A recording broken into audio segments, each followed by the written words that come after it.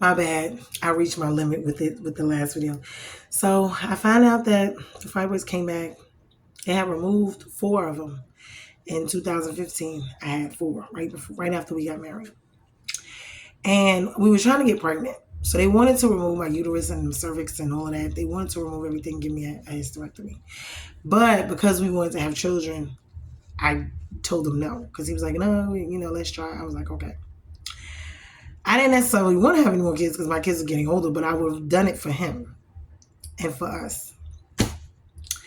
So now that they took those ones out and they came back, the ones they took out was four of them the size of grapefruit stems. So I had to cut my stomach open. This was in 2015.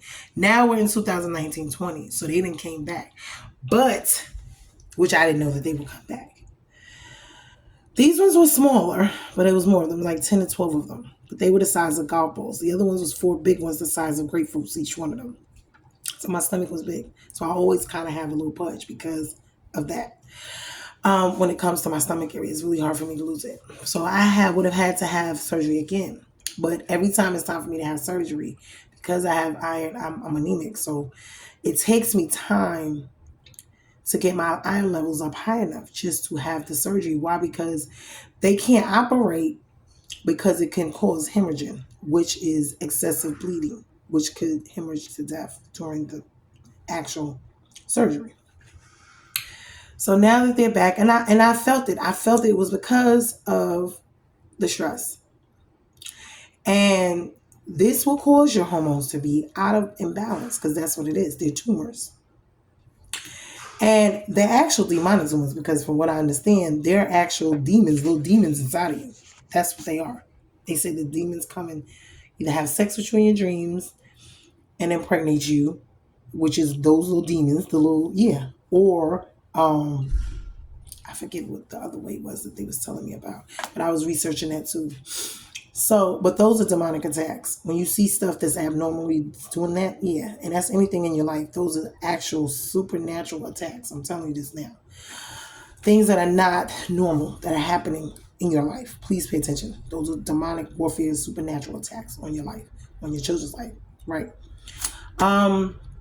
So then I'm like, well, so then they had to take me out of work. Mind you, I work in the warehouses, the work plants. Then COVID had just hit. I was so depressed. I was stressed out. Everything in my life was just falling apart. And on March 9th, 2020, I used to have a big bottle because when you have fibroids, you have issues with pain every month. I mean, it's like labor pains when you have your period. It's how bad it is. And you bleed excessively. I know for me, I would bleed excessively to the point where it looked like somebody shot me. I would bleed sometimes to the point where I would pass out. And this is why it was so difficult for me, even just to find out that they were back, because it took me 6 months the last time to get my iron levels high enough just to have the surgery, meaning I had to go in every month for iron infusions. I had to have my labs checked every month. Why? Because they were kept trying to get me to that point, but every month when my period come, I bleed it right back out. So it's like whatever was built up is gone again. So it would take me time to get to the point, and as soon as they see the levels are high enough to have surgery, boom, you gotta come in now. You have to come in now. We have to get this done now. First one, they cut my stomach open. I seen them big, because they took pictures of them things was the size of grapefruits. Each one of them, four of them I had. These ones were 10 to 12, but they were the size of golf balls, but that's still a lot. And then they're all in there, your stomach, your intestines, your rectum. So they told me this time we're doing a complete hysterectomy. I'm like, okay. I was so depressed. I was just dealing with so much at the time. Me and him were separated.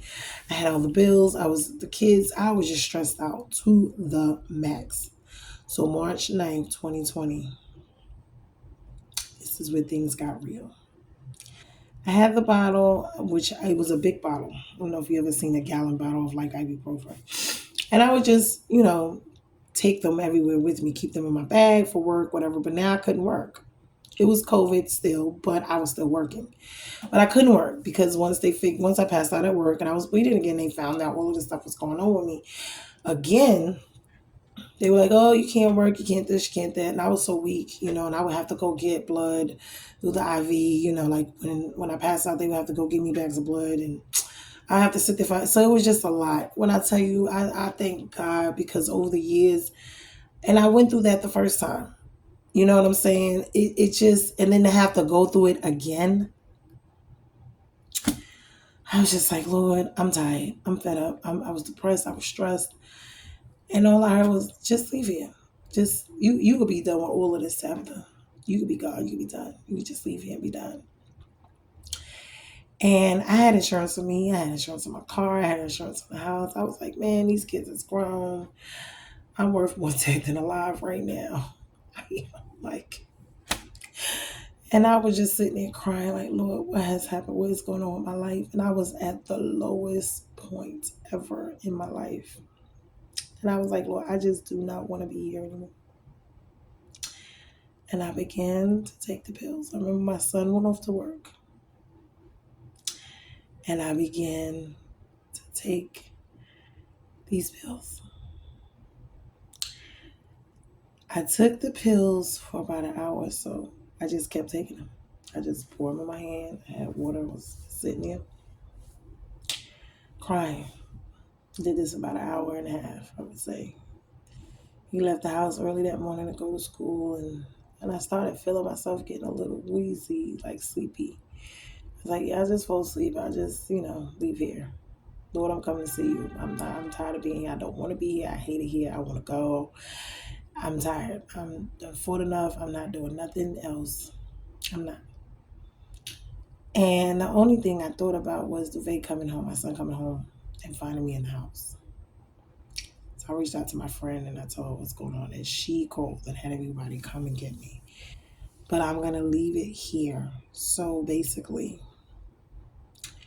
March 9th, 2020, a day I'll never forget. I tried to commit suicide. And I thank God that He was with me. Because from what I understand, which I didn't find out this until later, when they finally did get into the house to get me out my door in the ambulance,